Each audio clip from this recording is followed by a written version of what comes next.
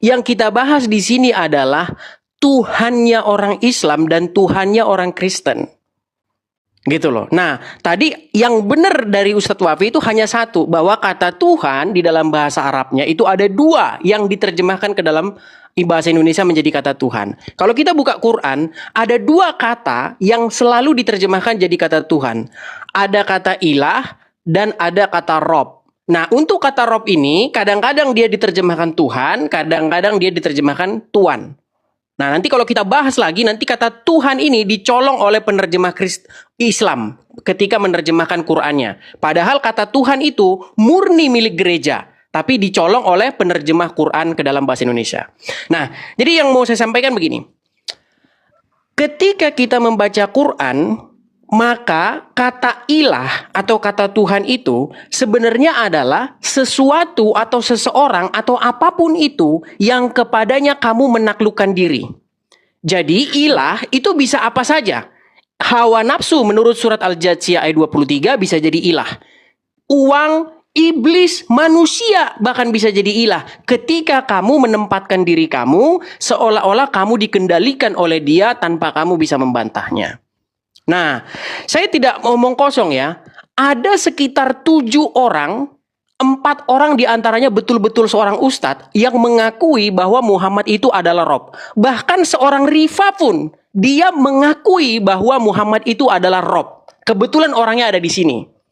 Ya, waktu itu saya pernah berdebat dengan Rifa. Rifa, apakah Muhammad itu adalah Rob? Dia jawab betul.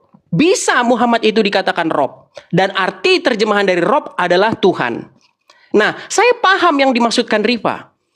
Arti Rob di situ adalah Muhammad seseorang yang mengatur dan mengendalikan umat Islam. Yang kepadanya umat Islam harus sami'na wa ta'na. Ya, saya akan inikan sebentar biar saya tidak dibilang fitnah.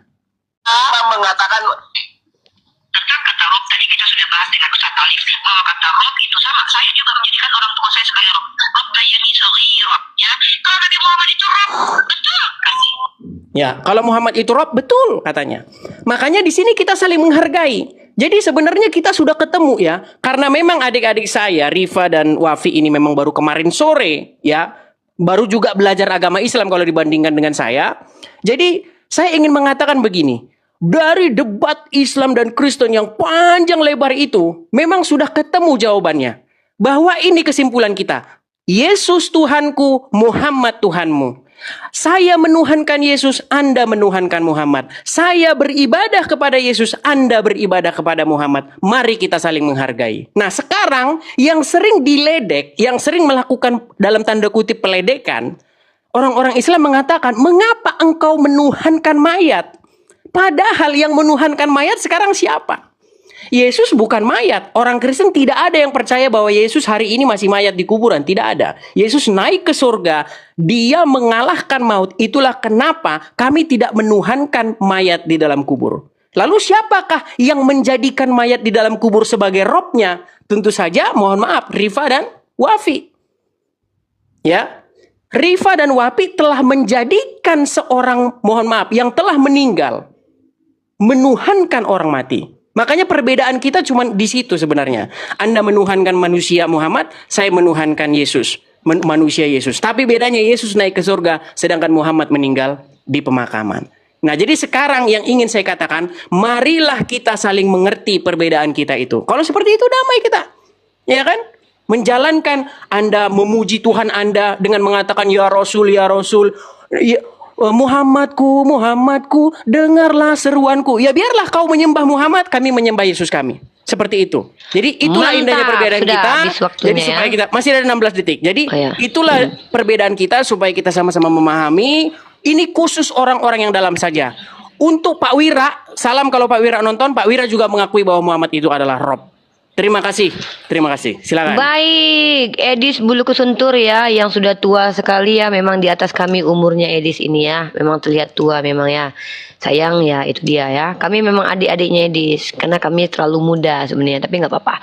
Edis, kita kasih ke Ustadz Wafi untuk menjawab dan mereaksi. Tapi di sini poinnya kita sudah dapat. Edis, terima kasih telah mengakui bahwa Nabi Muhammad dengan Yesus itu setara ya. Terima kasih banyak.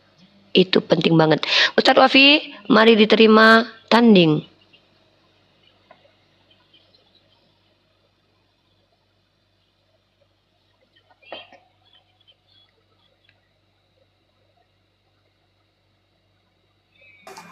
Ya, tadi Mas Edis mengatakan bahwa saya adalah anak yang kemarin sore yang baru berapologet, sehingga mungkin dia sudah merasa senior daripada saya. Padahal setiap sesuatu yang terupdate itu adalah terbaik. HP saja, setiap sesuatu yang terupdate pasti terbaik. Al-Quran saja yang kita ikuti adalah yang nasikh, bukan yang mansukh. Kemudian dan lain sebagainya. Perjanjian saja yang dipakai perjanjian baru, bukan perjanjian lama. Jadi seharusnya saya yang terupdate hidup di dunia, bukan malah ikut yang tua seperti Mas Edis. Aham. Mungkin itu dulu sarkas dari saya. Nah, sebelum saya akan memulai apa yang ingin saya sampaikan. Jadi begini ya. Dan ini perlu diketahui teman-teman. Mas Edis ngechat pribadi, DM pribadi ke saya itu temanya Tuhan. Bukan Nabi Muhammad sebagai Tuhan Islam, tidak. Tuhan gitu saja. Maka saya memahami bahwa yang dimaksud adalah tentang spesifikasi atau mengenai ketuhanan. Maka jelas umat Islam menjelaskan Allah lah Tuhan dan Nabi Muhammad utusannya. Dan itu dikonfirmasi oleh Yesus di dalam Yohanes. Tidaklah yang mengutus lebih baik dan yang diutus lebih baik daripada dia yang mengutus. Jadi antara utusan dengan sang pengutus, jauh lebih baik sang pengutus, Allah yang mengutus Nabi Muhammad, dan itu dikonfirmasi dalam Yohanes 13 nomor 16, saudara. Nah, kemudian kalau Anda masih beriman kepada hal-hal yang dulu ya, Anda kan mengatakan saya ini sudah mungkin ratusan tahun dan saya Wafi dan Uni Rifa itu hanya baru saja berapologet. Kalau Anda merasa seperti itu, berarti seharusnya Anda fokus kepada perjanjian lama. Bagaimana bunyi di dalam perjanjian lama, Mas Edis? Hosea 11 nomor 9, Mas Edis. Saya bacakan ya. Hosea 11 nomor 9. Aku tidak akan melaksanakan murkaku yang menyala-nyala itu, tidak akan membinasakan Efraim kembali, sebab aku ini Allah dan bukan manusia, saudara. Aku ini Allah dan bukan manusia. Hosea mengatakan seperti itu, yang kudus di tengah-tengahmu, dan aku tidak datang untuk menghanguskan. Jadi ketika kemudian ada narasi-narasi yang terupdate di dalam perjanjian baru, atau bahkan nanti akan dikatakan perjanjian modern, saudara, maka ingatlah bahwa dulu Allah telah mengatakan dia bukan manusia, selamanya dia tidak akan menjadi manusia. Ketika kemudian perjanjian baru mengatakan ternyata dia jadi manusia, ini saya tanya, Mas Edis atau Allah yang tidak konsisten? Itu akan dijawab oleh Mas Edis sendiri. Sehingga apakah saya bisa mengatakan bahwa Tuhan dalam perjanjian lama berbeda dengan Tuhan yang perjanjian baru? Sehingga di dalam perjanjian lama selalu dinarasikan Tuhan bukan manusia. Oh, kok ternyata dalam perjanjian baru nongol-nongol menjadi manusia, saudara. Apakah Tuhannya berbeda? Kalau Anda mengatakan bahwa Nabi Muhammad adalah Tuhan bagi kita dengan lafal Rabbun, maka ketahuilah lafal Rabbun adalah lafal yang mushtarak, saudara. Lafal mushtarak satu kata memiliki banyak makna. Bahkan di dalam surah Yusuf, ketika Nabi Yusuf menyampaikan kepada tuannya dengan lafal Rabbun, ya, lafal Rabbun, maka Rabbun lafalnya mushtarak, satu kata memiliki banyak makna. Tapi untuk lafal ilahun itu adalah isim nakirah, kata yang menunjukkan umum, berarti Tuhan. Makanya saya di awal mengatakan lalu didatangkan al untuk mengkhususkan kepada perkara yang paling berhak disembah, yaitu Allah Subhanahu wa Ta'ala. Itu disampaikan oleh Al-Imam Sahibu Fathil Mu'in. Jadi kita pakai referensi, Mas Edis. Kita pakai referensi. Dan saya mengira Mas Edis akan menyampaikan referensi yang terupdate, karena Anda mengaku sebagai orang yang berapologet lebih lama daripada kita. Tetapi kenapa keilmuannya hanya begitu saja? Temanya dari dulu, saya pertama kenal Mas Edis sampai detik ini 2024, sampai Pak Prabowo dilantik kemarin, temanya tetap Muhammad Tuhanmu, Yesus Tuhanku. Apa tidak ada tema baru? Apa tidak ada tema baru yang mungkin terupdate yang lebih keren gitu? Sehingga Anda hanya membahas itu-itu saja. Apakah kemudian yang Anda pelajari hanya itu saja selama Anda berpuluhan tahun menjadi orang Kristen? Padahal saya sudah hatam membaca Kejadian sampai Wahyu. Apakah kemudian Anda hanya bisa membawakan itu nanti di akhirat? Bertemu dengan Yesus bahwa yang saya bawa untuk membela engkau hanya temanya Muhammad Nabi Islam dan engkau adalah Tuhanku. Apa kira-kira Yesus tidak bosan mendengarkan alasan itu nanti di akhirat? Emangnya gak ada yang baru gitu? Mungkin itu dulu awalan dari saya. Semukotima. Sekian.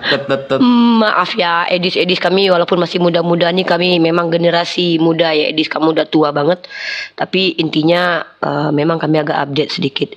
Temanya itu aja ya. Oke, ini waktunya Edis ya. Tolong masuk ke substansi, tanggapi Ustadz Wafi, kami yang muda-muda ini ya. Ya, yang Anda yang sudah terlalu tua untuk membahas ini aja. Lanjut, tangkap waktunya. Baik, terima kasih ya. Jadi satu hal yang sudah diakui oleh Wafi dan Rifa juga sudah mengakui bahwa memang Muhammad itu adalah Rob di dalam agama Islam. Terima kasih sudah ada pengakuan dari kalian. Dan kata Rob itu kalau diterjemahkan ke dalam bahasa Indonesia adalah Tuhan. Jadi makanya ketika saya tanya siapa Robmu, harusnya kalian tidak boleh munafik. Kalian harus mengatakan Rob kami adalah Allah dan Muhammad. Dan puji Tuhan di channel saya ada 7 orang. Pak Reza sudah mengakui Muhammad itu Tuhan. Pak Sidik sudah mengakui Muhammad itu Tuhan. Pak Wong sudah mengakui Muhammad itu Tuhan. Asmadi Munte, seorang ustadz, sudah mengakui itu Tuhan. Bahkan seorang ulama ustadz yang dari Aceh, namanya Pak Wira, sudah mengakui bahwa Muhammad itu adalah Tuhan. Sudah banyak. Setidak-tidaknya ada 7 orang muslim yang mengakui. Termasuk Rifa dan Wafi hari ini sudah mengakui bahwa Muhammad itu adalah Tuhan. Yang bahasa Arabnya Tuhan itu adalah Rob. Jadi sekarang begini.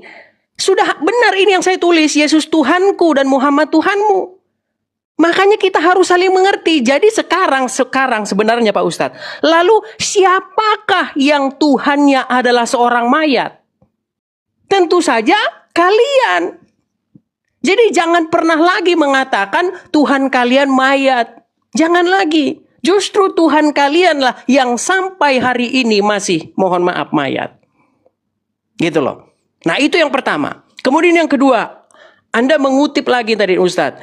Kelamaan berapologet itu tidak ada kaitannya dengan perjanjian lama dengan perjanjian baru. Yang saya maksud di sini jam terbang kita memang berbeda.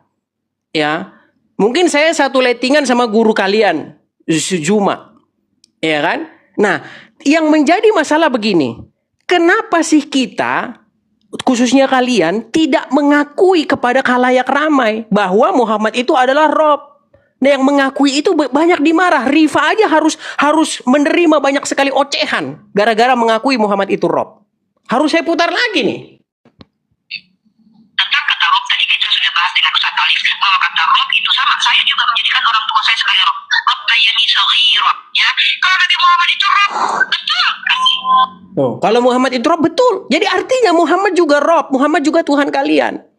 Nah, Yesus juga bagi kami adalah Rob, tetapi dia bukan Bapa. Perhatikan, Rob itu adalah gelar, Allah juga gelar. Bahkan Musa di dalam perjanjian lama juga bergelar Allah bagi Firaun. Jadi kalau kata-kata Allah bukanlah manusia, kata Allah di situ merujuk kepada Bapa. Ya, kata Allah di situ tidak merujuk kepada Yesus. Makanya bedakan. Hari ini saya mau makan sama presiden. Presiden ini siapa? Siapa dulu presiden ini? Sama seperti kata Allah itu siapa dulu di situ? Tuhan itu siapa dulu? Karena semuanya itu merupakan gelar. Nah, kata ilah. Tadi Ustadz Wafi sudah mengakui bahwa Muhammad itu bisa dikatakan Rob. Dan sekarang, hari ini Ustadz Wafi harus mengakui juga bahwa Muhammad itu adalah ilah. Dalam pengertian yang sesuai dengan kaidah bahasa Arab. Di dalam surat Al-Jathiyah ayat yang ke-23 dikatakan, mereka menjadikan hawa nafsunya sebagai ilahnya. Berarti apapun bisa dijadikan ilah. Uang, istri, hawa nafsu, syaiton bisa dijadikan ilah. Jika Anda menempatkan diri Anda, menaklukkan diri Anda kepadanya. Seseorang yang menaklukkan dirinya kepada hawa nafsunya, mengikuti perintah hawa nafsunya, taat, patuh, tunduk kepada hawa nafsunya, maka hawa nafsunya itu menjadi ilah bagi dia. Begitu juga Muhammad. Seorang muslim harus menaklukkan diri kepada Muhammad. Mustahil seorang muslim bisa menjadi muslim tanpa menaklukkan diri kepada Muhammad, tanpa taat, patuh, tunduk kepada Muhammad. Karena itulah yang diperintahkan Allah untuk Anda menaklukkan diri Anda kepada Muhammad. Jadi seorang muslim wajib menaklukkan dirinya, taat, patuh, tunduk, mendengar segala perintah kepada dua oknum, yaitu Allah dan Muhammad. Makanya saya katakan, ilah kalian adalah Allah dan Muhammad. Ya, bukan berarti Allah itu adalah Muhammad, bukan berarti begitu. Tapi kesejajaran atau kedudukan Muhammad itu juga berstatus ilah. Karena kepadanya kalian harus taat, tunduk, patuh, sami'na wa ta'na. Kami mendengar, kami taat. Tidak boleh seorang muslim itu membantah Muhammad. Itulah makanya kedudukan Muhammad itu ilah di dalam agama 3, Islam. 2, 1. Silakan. Terima kasih. Waktu habis ya. Ini orang nggak bisa bedain antara yang diibadahi dengannya. Oh ya, sorry, maaf kedengaran ya, maaf. Kita lanjut ke Ustadz Wafi ya. Ustadz Wafi, poin dari Edis adalah Nabi Muhammad adalah Tuhannya umat Islam. Silakan Ustadz Wafi. Oke. Bismillahirrahmanirrahim. In kuntum tuhibbunallah fattabi'uni yuhibbukumullah wa yaghfir lakum dzunubakum. Kalau kalian memang mencintai Allah, maka ikutilah aku, kata Nabi Muhammad. Kalau kalian mengikuti aku, maka Allah akan mencintai kalian dan mengampuni dosa kalian. Perintah untuk mengikuti Nabi Muhammad adalah perintah dari Allah Subhanahu wa taala. Ketika perintah itu dipasrahkan oleh Allah kepada Nabi Muhammad, lalu Mas Edis mengklaim Nabi Muhammad adalah seorang Tuhan dan dikait-kaitkan dengan surah Al-Jathiyah nomor 23 ayat ke-23. Saya bacakan ayatnya. Bismillahirrahmanirrahim. Afara'aita, apakah kau tidak melihat, man, seseorang, ittakhadha, yang menjadikan, ilahahu, Tuhannya, hawahu, adalah hawa nafsunya, wa adallahu, dan akhirnya dia menyesatkannya, menyesatkan, wa adallahu Allah, lalu Allah membuatnya dia tersesat, ala ilmin wa khatama ala sam'ihi wa qalbihi. Nah, ingat, ketika ada orang ya, yang menjadikan hawa nafsunya sebagai Tuhan, kenapa dinarasikan seperti itu? Karena dia melakukan atau mengikuti hawa nafsunya terhadap perkara yang diharamkan oleh Allah. Atau seperti orang yang menjadikan ruhbanan, para rahib-rahib, rabi-rabi, atau yang menjadikan para pendeta sebagai Tuhan. Kenapa? Imam Ibnu Katsir menyampaikan, dan itu sering disampaikan oleh Mas Edis, karena mengikutinya tanpa batas. Berarti aturan Allah dilanggar, lalu mereka melakukan keharaman. Itulah sehingga mereka dinarasikan menuhankan hawa nafsu dan menuhankan pendeta ataupun para rabi. Pertanyaan saya, pernahkah kita mengikuti keharaman yang disampaikan oleh Nabi Muhammad? Pernahkah Nabi Muhammad menyampaikan kalau haram wajib mengikuti saya? Tidak ada. La ta'ata fil makhluki la ta'ata lil makhluki fi maksiatil khaliq. Sudah disampaikan secara tegas dalam Islam, tidak ada ketaatan bagi siapapun ketika urusannya adalah bermaksiat kepada Allah. Sehingga Nabi Muhammad tidak pernah menyuruh kita untuk mengarahkan kepada hal-hal yang haram. Maka tidak bisa kemudian kita menuhankan Nabi Muhammad. Kata menuhankan ketika kita mengikuti yang haram bagi Allah. Hawa nafsu selalu menyampaikan keharaman, kita mengikuti, berarti kita menuhankan. Apakah Nabi Muhammad kemudian menyuruh kepada yang haram? Tidak. Berbeda kemudian kalau narasi itu kita kembalikan kepada Bible, Mas Edis. Kalau hanya mengikuti Nabi Muhammad saja kita disebut menuhankan Nabi Muhammad, maka ketahuilah Mas Edis, di dalam Keluaran 7 nomor 1 berfirmanlah Tuhan kepada Musa, lihat aku mengangkat engkau sebagai Allah bagi Fir'aun. Berarti Allah kamu Musa, dan Allah perjanjian lama dan Allah perjanjian baru. 3 berarti. Atau kita tambah Tuhannya Mas Edis di dalam Efesus 5 contohnya, ketika kewajiban seorang istri harus menuhankan suaminya. Hai istri, tunduklah kepada suamimu seperti kepada Tuhan, biar selamat datang di kebenaran. Karena suami adalah kepala istri, sama seperti Kristus adalah kepala jamaat, disetarakan antara suami dan Tuhan. Berarti Tuhan di dalam Kristen suami, Yesus, Musa, Allah. Banyak sekali. Kalau mau menggunakan pemahaman seperti Mas Edis, hanya mengikuti Nabi Muhammad saja, lalu dikatakan Tuhannya Islam dua gitu, Muhammad dan Allah. Bayangkan, jawab ini Mas Edis. Efesus 5 nomor 22. Hai istri, tunduklah kepada suamimu seperti kepada Tuhan. Karena suami adalah kepala istri, sama seperti Kristus adalah kepala jemaat. Dialah yang menyelamatkan tubuh. Karena itu, sebagaimana jemaat tunduk kepada Kristus, demikian jugalah istri kepada suami dalam segala hal. Bayangkan, di dalam kitabmu, istri wajib mentaati suami, patuh, nurut sama suami dalam segala hal. Ada berapa Tuhan Anda, Mas Edis? Kalau kita mau menggunakan logika cacat, ya, logical fallacy, cara berpikir yang salah, yang seperti Mas Edis sampaikan. Saya menyuruh anak saya beli-beli, apakah anak saya adalah saya? Ya tidak, Mas Edis. Saya menyuruh istri saya untuk ke kamar mandi, apakah saya istri saya? Tidak, Mas Edis. Istri tetap istri suami. Sedangkan suami seperti Tuhan di dalam Kristen. Ada berapa Tuhan Anda? Sekian, terima kasih. Mantap, oke. Lanjut, Edis, tolong ditanggapi ya argumentasi ayat yang dibawakan sama Ustadz Wafi biar umat Kristen tercerahkan. Teman-teman jangan ya. lupa follow ya. Jangan lupa follow. Ya, teman-teman Jangan lupa donasi follow, ya follow, buat Edis. Follow. Gift-nya banyakin. Gift-nya buat Edis banyakin. Giliran saya bicara ya. Baik. Jadi Wafi tadi sudah sedikit menangkap ya. Hanya saja di sini Wafi tidak mengerti pengertian dari ilah, pengertian dari Tuhan. Karena semua yang kita pakai ini adalah terjemahan. Ya, makanya saya pernah ngomong, dalam satu diskusi saya pernah ngomong gini. Murid-murid tidak pernah memanggil Yesus dengan kata-kata Tuhan.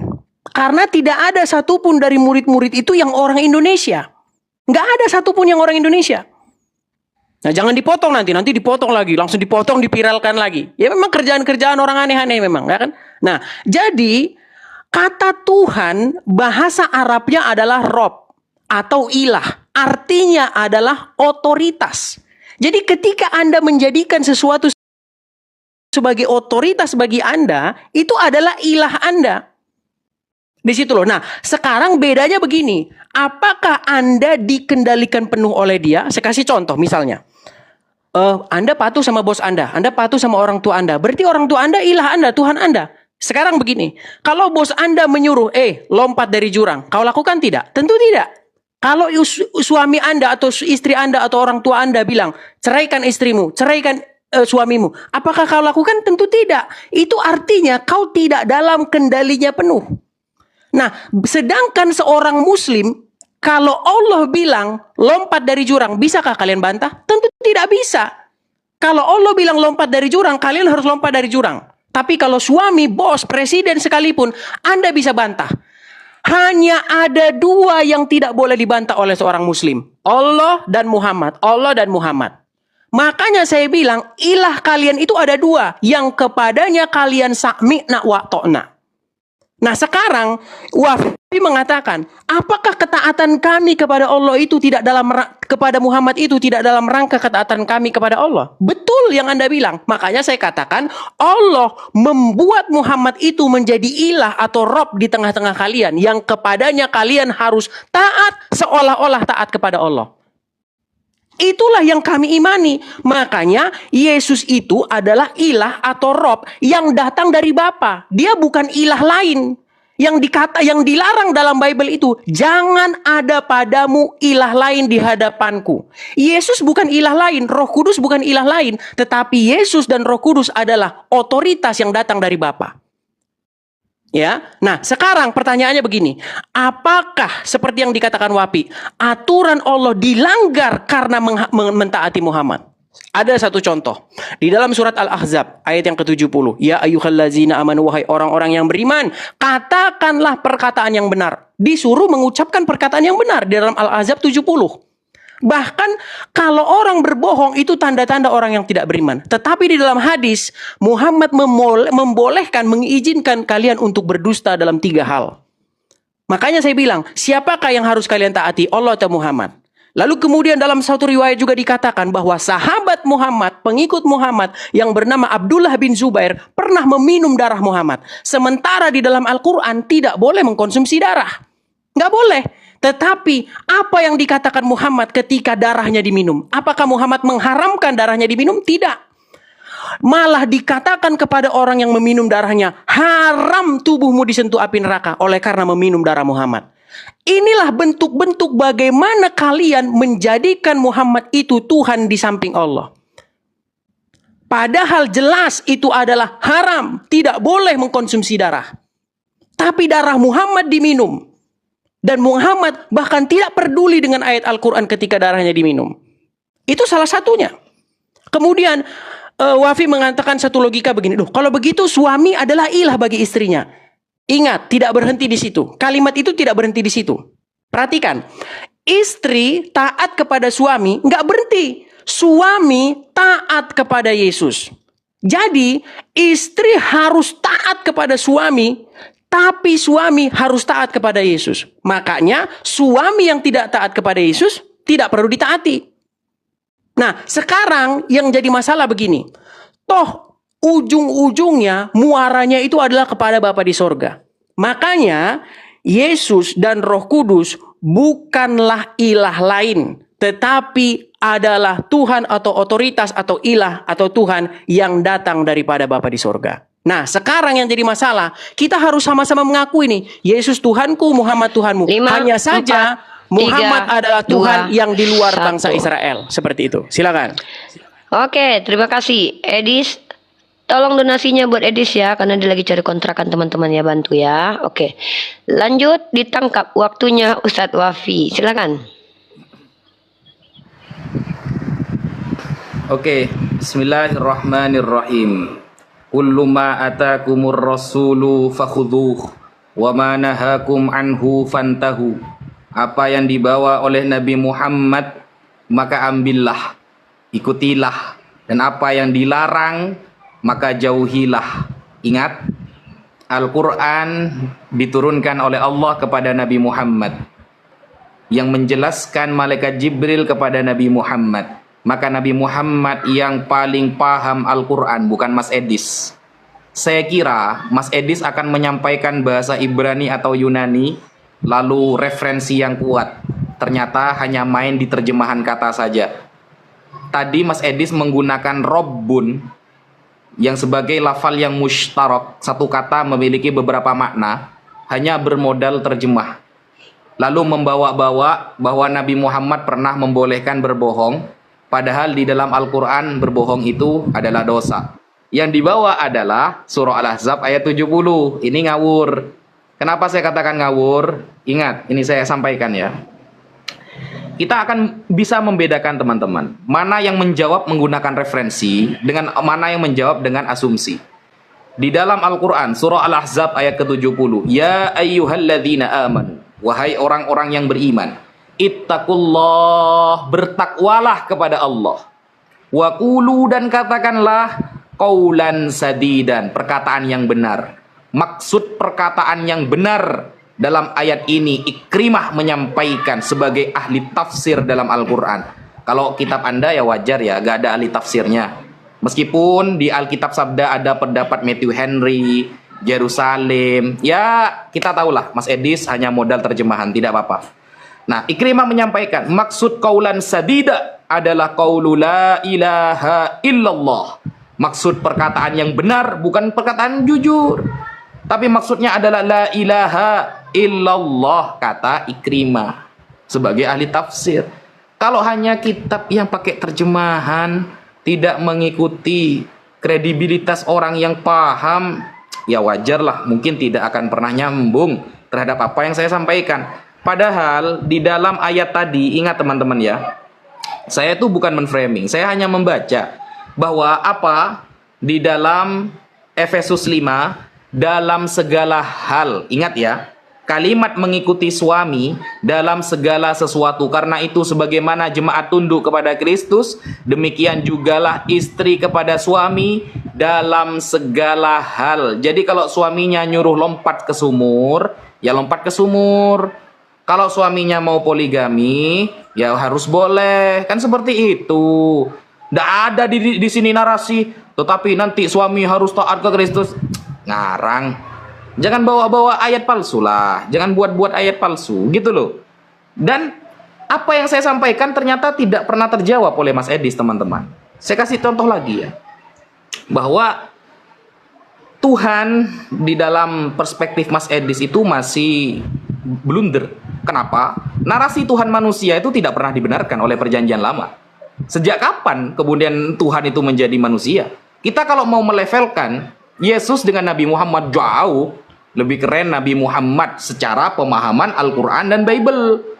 Nabi Muhammad belum lahir saja sudah bermanfaat kepada Nabi Adam. Ketika Nabi Adam melakukan kekhilafan, riwayat dari Sayyidina Umar bin Khattab, bihaqqi Muhammad lima ghafartali, ya Allah, dengan derajat Nabi Muhammad ampuni aku. Karena Allah mencintai Nabi Muhammad sebagai hambanya. Apakah Nabi Muhammad hamba? Subhanalladzi asra bi abdihi. Maha suci Allah yang memperjalankan malam hambanya. Nabi Muhammad hamba. Sehingga di dalam Al-Quran dikatakan, kulla amliku li nafsi naf'an wala dharran.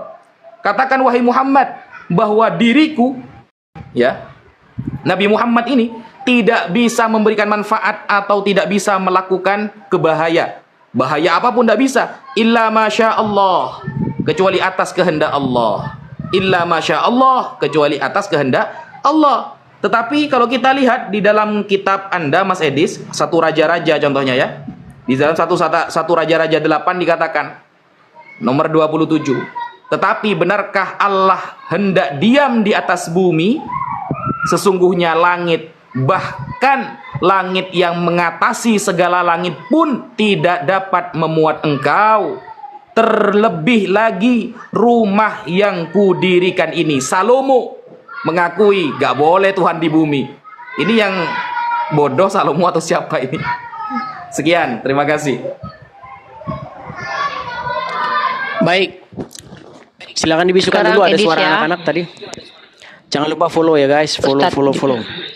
Ya, jangan lupa follow Edis dan sumbangkan gift kalian ya. Dia lagi cari kontrakan ya. Bantu Edis ya, kasihan loh. Wajahnya memelas. biar nggak Lanjut, digerebek, Edis. biar nggak digerebek sama kalian. Oke, baik ya. Iya. Jadi tapi jangan kabur, Ustadz udah kabur ke luar negeri ya. Oh ya. Ustadz Wafi mengatakan bahwa Muhammad paham Quran.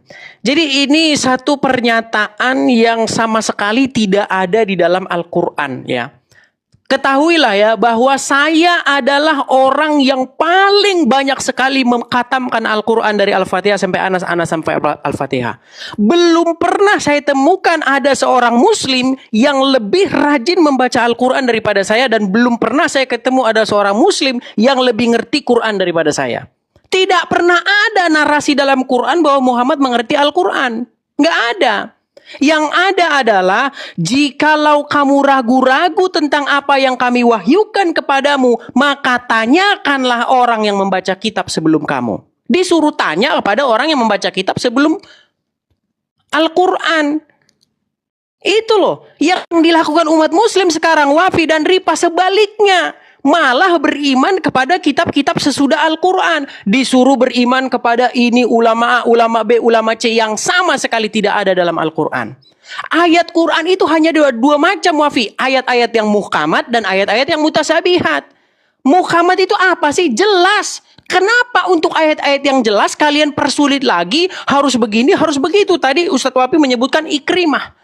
Siapa Ikrimah? Apakah ada di dalam Al-Quran? Jikalau kamu ingin tahu Quran, tanya Ikrimah. Nggak ada. Yang ada disuruh membaca kitab-kitab sebelumnya. Gitu loh. Makanya ketika kamu ingin membaca Al-Quran, harusnya Al-Quran itu kalian pandang dari sudut pandang orang-orang yang membaca kitab sebelumnya.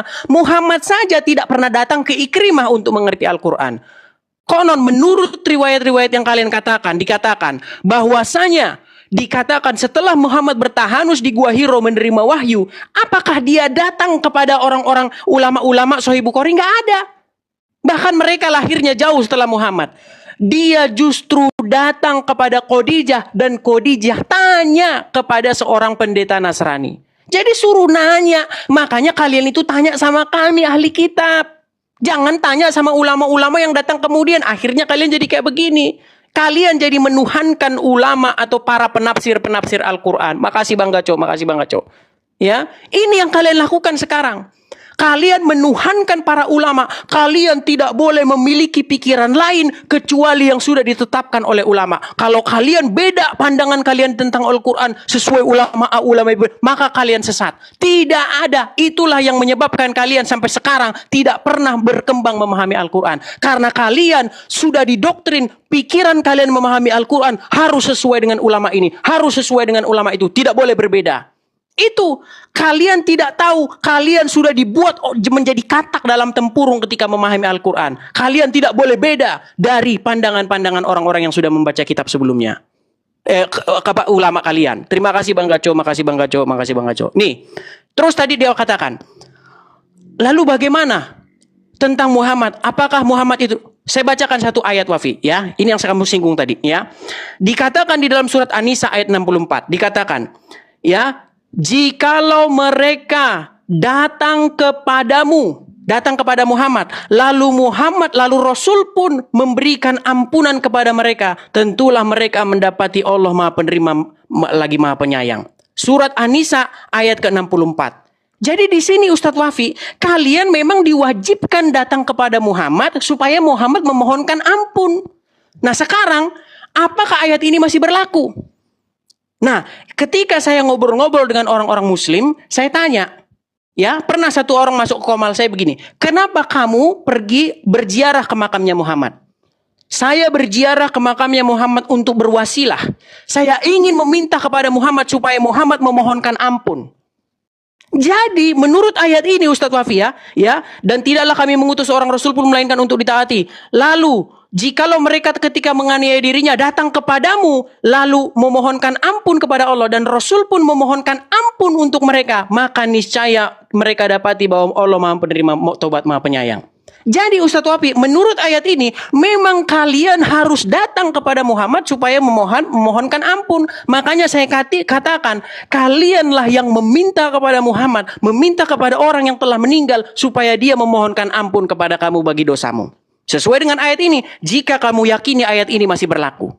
Makanya banyak orang yang berziarah ke makam Muhammad supaya meminta Muhammad supaya dia mengampuni dosa kalian. Nggak sempat waktu saya, mau saya jawab tadi. Silakan. Makasih Bang Gaco, makasih Bang Gaco. Ya, lanjut ya. Kasihan Edis butuh kontrakan teman-teman ya. Dikasih paus, kalau perlu kasih singa ya. Lanjut, karena dia butuh uang untuk kontrakan ya. Ya, lanjut. Oke, bismillahirrahmanirrahim. Gini Mas Edis. Mas Edis ini maksa banget sih. Mau mengatakan Nabi Muhammad itu Tuhannya umat Islam. Maksa gitu loh. Lalu memperkosa banyak ayat Al-Quran lagi. Ikrimah, siapa Ikrimah itu? Muhammad kenapa kok disuruh datang ke Bukhari Muslim? Ya, Imam Bukhari Muslim jauh setelah Nabi Muhammad umurnya. Gimana sih? Kenapa kok malah datang ke Waraqah bin Naufal? Ini gimana sih? Kalau seharusnya Anda berdalil itu, Anda harus ikut Waraqah bin Naufal. Waraqah bin Naufal itu mengatakan apa? Andaikan aku diberikan umur panjang oleh Allah, aku akan membela agama Muhammad. Bayangkan. Dan Waraqah bin Naufal mengakui bahwa yang datang kepada Muhammad, namus, adalah sesuatu yang pernah datang kepada Musa. Namus, dari kata Yunani nomos, yang artinya aturan. Aturan yang kemudian datang dari Allah kepada Musa, sama seperti yang datang kepada Muhammad. Diakui, ternyata Anda tidak beriman. Ahli kitab yang seperti itu yang keren. Kalau Anda bukan ahli kitab, Anda bahlul kitab, Mas Edis. Mohon maaf. Jadi begini Mas Edis, kalau cuma contoh kita harus ngikuti Nabi Muhammad saja itu dikatakan Tuhan. Lalu bagaimana istri yang disuruh mengikuti suaminya dalam segala hal? Ya, dalam segala hal Mas Edis itu belum Anda jawab loh. Kemudian saya kasih lagi di dalam Ulangan 17, saya baca ayatnya ya. Apabila suatu perkara terlalu sukar bagimu untuk diputuskan, misalnya bunuh-membunuh, tuntut-menuntut, atau luka-melukai, perkara pendakwahan di dalam tempatmu, maka haruslah engkau pergi menghadap ke tempat yang akan dipilih Tuhan. Ingat, kalau kita ada masalah hukum, datanglah ke tempat yang dipilih Tuhan, Allahmu. Haruslah engkau pergi kepada imam-imam orang Lewi dan kepada hakim yang ada pada waktu itu dan meminta putusan. Mereka akan memberitahukan kepadamu putusan hakim. dan engkau harus berbuat menurut keputusan yang diberitahukan mereka kepadamu dari tempat yang akan diberi Tuhan. Engkau harus melakukan dengan setia segala yang ditunjukkan mereka kepadamu. Ingat, segala. Berarti Tuhanmu banyak. Imam-imam Lewi juga Tuhanmu. Karena setiap kita harus bertanya masalah hukum, maka datanglah kepada imam-imam Lewi di dalam Ulangan 17. Apakah mereka Tuhan kalian semua? Kalau standarnya mengikuti adalah dituhankan, berarti di sini Tuhan Anda sedang banyak, Mas Edis. Menurut petunjuk yang diberikan mereka, ini dalam segala hal keputusannya. Nah, diberikan kepada mereka kepadamu, dan menurut keputusan yang dikatakan mereka kepadamu, haruslah engkau berbuat, wajib loh. Janganlah engkau menyimpang ke kanan atau ke kiri, la yamilu yumnatan wala yusrotan, tidak ngak-ngakan saudara. Nah, yang diberitahukan kepadamu. Nah, orang yang berlaku terlalu berani dengan tidak mendengarkan perkataan imam yang berdiri di sana sebagai pelayan Tuhan Allahmu, kalau udah ikut ini keputusan imam, ataupun perkataan hakim, maka orang itu harus mati. Cediar. Selamat datang di kebenaran. Kalau tidak mengikuti saran dari imam atau hakim, maka dia harus mati. Bayangkan, kita tidak pernah digituin sama Allah. Kita mengikuti Nabi Muhammad. Kita menjauhi apa yang dilarang oleh Nabi Muhammad. Sehingga ketika kita bermaksiat, kita harus dibunuh seperti itu. Ini aturan macam apa, saudara? Tolong dijelaskan, Mas Edis. Apakah ini Tuhan Anda semua? Ketika Nabi Muhammad dinarasikan sebagai Tuhan hanya karena kita harus mengikuti dalam segala hal. Berarti dalam hal ini, semua keputusan hukum di dalam Al-Quran, farudduh ilallahi wa rasulih. Apapun hukum, maka kembalilah kepada Allah dan Rasulnya. Ini, ayat ini bagaimana, Mas Edis? Jangan kemudian bawa-bawa surah Yunus ayat 94. Fa in kunta fi syakkim mimma anzalna ilaik fas'alil ladzina yaqra'unal kitaba min qablik.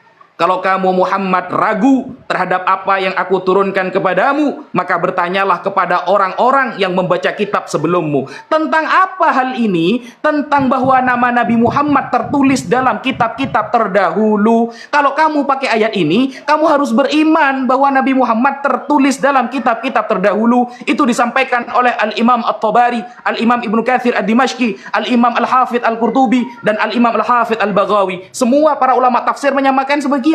Lalu apakah Nabi Muhammad bertanya tentang bahwa dirinya pernah tertulis dalam kitab terdahulu? Ternyata la asyukku wa la as'al, kata Nabi Muhammad. Aku tidak pernah bertanya dan aku tidak pernah ragu bahwa tentang Nabi Muhammad sudah ditertera di dalam kitab-kitab terdahulu. Begitu pemahamannya. Jangan cuma modal terjemahan, Mas Edis. Kalau modal terjemahan tidak usah lama-lama baca Quran. 2, 1. Terima kasih, mantap. Aduh, banyak banget Tuhannya Edis ini. Mana yang disembah dia nih? Baik Edis, terima lagi ya. Jangan lupa follow ya guys, follow.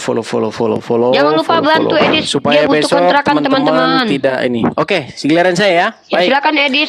Ya, jadi saya tanggapi ya. dari pertama ya. Saya tanggapi dari nama Muhammad diklaim dinubuatkan dalam kitab-kitab sebelumnya. Tolong dibisukan biar nggak menggaung ya.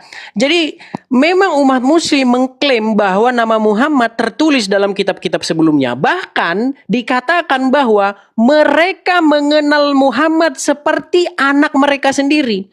Kalau kalian percaya bahwa mereka mengenal Muhammad seperti anak sendiri, harusnya tanya tentang Muhammad itu kepada ahli kitab, kepada kami. Nah, cilakanya kalian malah tanya Muhammad sama orang lain, sama orang-orang Quraisy, sama orang-orang Turkistan, sama Bukhari dan kawan-kawan. Akhirnya kalian malah mengenal Muhammad dalam tanda kutip, sosok Muhammad yang dalam tanda kutip legenda. Robert Spencer dalam bukunya yang berjudul Did Muhammad Exist pernah mengatakan Muhammad yang dikenal oleh umat muslim lebih merupakan sosok Muhammad yang legenda ketimbang sosok Muhammad yang historis. Dikatakan bahwa dada Muhammad dibelah, diambil hatinya, dicuci pakai air zam-zam. Apakah itu sosok Muhammad yang historis? Apakah itu sosok Muhammad yang sesungguhnya Muhammad? Makanya Quran mengatakan mereka, yaitu orang-orang Yahudi dan Nasrani ahli kitab, mengenal Muhammad seperti anak sendiri. Tanya sama mereka dong tentang siapa Muhammad. Gitu loh. Malah tanya sama ulama-ulama muslim yang kemudian yang sudah yang lahirnya tuh 200-500 tahun setelah Muhammad. Ini cilakanya kalian di sini. Ya kan? Lagi pula, kalau memang Al-Quran mengatakan, memerintahkan kalian untuk beriman kepada Taurat dan Injil. Ada satu riwayat, bagaimana Umar bin Khattab membawa-bawa lembaran Taurat dan Injil. Lalu wajah Muhammad berubah marah kepada Umar bin Khattab. Bayangkan, bagaimana mungkin kitab yang katanya mengkonfirmasi kedatangan dia, ada orang yang memegang kitab itu lalu dia marah. Bukankah ini sama seperti orang yang mengklaim bahwa tanah itu milik saya? Dan nama saya tertulis dalam sertifikatnya. Ketika sertifikatnya dibawa, harusnya itu yang digunakan sebagai momentum untuk membuktikan bahwa namanya memang ada di sertifikat itu. Bukan malah sertifikatnya dibuang, dibakar, terus marah-marah. Memang sudah ada kecurigaan bahwa tentang sosok Muhammad ini sudah ada kata-kata negatif tentang dia. Kemudian yang kedua, tadi dikatakan dia berkata kepada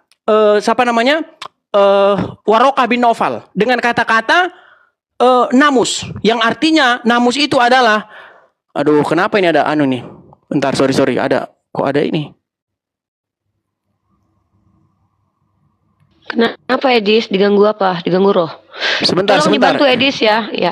Waktunya nggak tetap ini jalan. nggak ada puzzle ini. Oh, itu tanda kamu nggak kelihatan. Makanya buka kacamatamu biar nggak dikira kamu robot. ChatGPT dikira kamu. Buka kacamatamu biar kamu Oke, dikira sudah. manusia. Oke, baik, saya teruskan ya. Nah, kemudian kata namus tadi dikatakan namus bahasa Yunani. Berarti Warokah bin Naufal pun mengkonfirmasi bahwa Injil yang asli itu berbahasa Yunani. Jelas ini. Kenapa kalian tidak mengimani Injil yang berbahasa Yunani yang ada pada tangan kami? Ini sungguh-sungguh tragis. Seorang Warokah bin Naufal mengatakan namus dan namus itu dalam bahasa Yunani. Ini salah satu konfirmasi lagi. Bahwa kata Injil memang berasal dari bahasa Yunani dari kata Angelion. Yang artinya kabar baik atau berita gembira. Ini miris kalian. Ya kan? Kalian tidak mau beriman kepada Injil yang berbahasa Yunani. Kalian tidak mau beriman kepada Taurat. Malah kalian beriman kepada kitab karangan-karangan A, B, C. Ulama A, ulama B, Imam A, Imam B, Imam C. Imam Syafi'i, Imam Hanafi, Imam Hambali. Tiga-tiganya berbeda tentang apakah bacaan basmalahnya keras. Yang satu bilang bacaan nggak boleh baca basmalah. Yang satu bilang bacaan basmalahnya pelan-pelan. Udah beda-beda. Itulah akibat kalian mengikuti yang tidak dikatakan dalam Quran. Ya, ini sungguh miris sekali nih. Kemudian masalah imam-imam tadi. Masalah imam-imam itu tentang adanya perkara. Ketika ada perkara, tanya kepada imam-imam perkara masalah bunuh-membunuh dan lain sebagainya.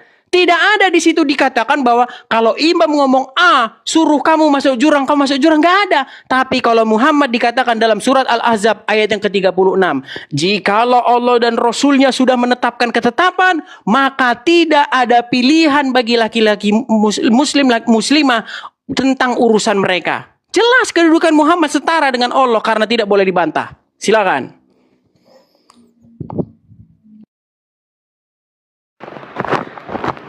Oke. Ustadz Wafi, terima tadi ngulang ya. Ini berapa putaran lagi nih? Edis, berapa putaran? Lanjut. Tadi saya ada puzzle tadi. Iya, karena silakan lanjut. tidak dianggap ada manusia di situ. Makanya buka biar kelihatan kayak manusia gitu, Dis. Lanjut. Oke, ya. lanjut Berapa waktunya. putaran kali? Berapa putaran?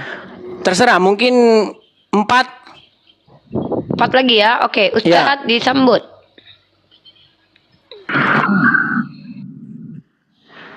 Ya, bismillahirrahmanirrahim. Maka bertanyalah kepada orang-orang seperti kita, kata Mas Edis, yang ahlul kitab, sehingga Anda tidak salah faham tentang Nabi Muhammad. Kok malah kalian bertanya kepada Imam Bukhari, Imam Syafi'i, sehingga banyak perbedaan pendapat. Loh, dalam sebuah ajaran, perbedaan pendapat itu keniscayaan.